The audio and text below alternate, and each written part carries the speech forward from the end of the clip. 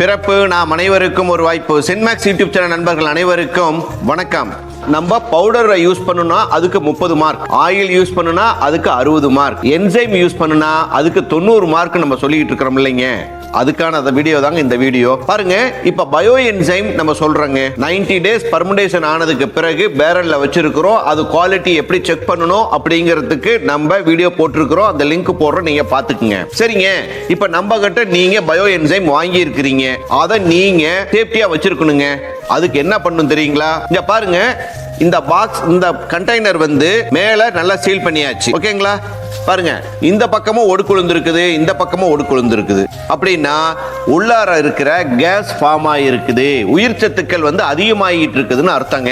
Result பாத்தீங்களா எப்படி தெரிஞ்சு போச்சு? கிட்டத்தட்ட நம்ம வந்து இந்த மாதிரி ஒரு 10-15 என்சைம் நம்ம வச்சிருந்தோம். அந்த என்சைம் பூராமேங்க எல்லாமே கிராக் விழுந்துருச்சுங்க. பாட்டில் கிராக் விழுந்து லீக்கேஜ் ஆக ஆரம்பிச்சிருச்சு.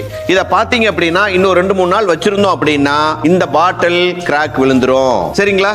விழுந்துருச்சுன்னா புரியுதுங்களா? அதுல இருக்கிற உயிர் சத்துக்கள் இருக்குதுன்னு அர்த்தம். ஃபர்மெண்டேஷன் நல்லா ஆயிருக்குது, உயிர் சத்துக்கள் இருக்குதுன்னு அர்த்தம். அப்படிங்கறத நம்ம தெரிஞ்சுக்கலாங்க. பாருங்க குவாலிட்டி எப்படி இருக்குது பாருங்க.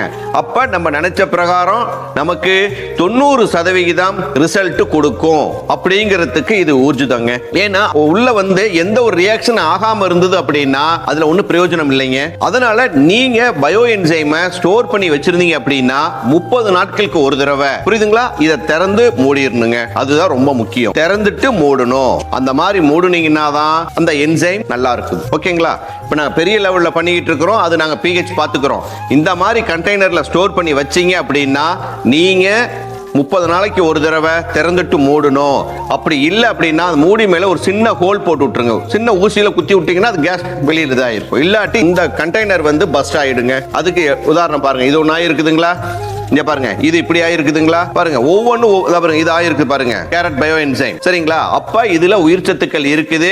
மிக தரமான என்சைம் நம்ம தயார் பண்ணி இருக்கிறோம் அப்படிங்கறத நம்மளும் தெரிஞ்சுக்கணும், நீங்களும் தெரிஞ்சுக்கணும். அதுக்காக தாங்க இந்த வீடியோ. சரி நேயர்களே, இது போல நிறைய வீடியோக்களை கொடுக்க இருக்கிறோம். அதனால நம்ம சேனலை லைக் பண்ணுங்க, கமெண்ட் பண்ணுங்க, ஷேர் பண்ணுங்க, மறக்காம சப்ஸ்கிரைப் பண்ணுங்க. மீண்டும் இன்னொரு வீடியோவில் சந்திப்போம். நன்றி, வணக்கம்.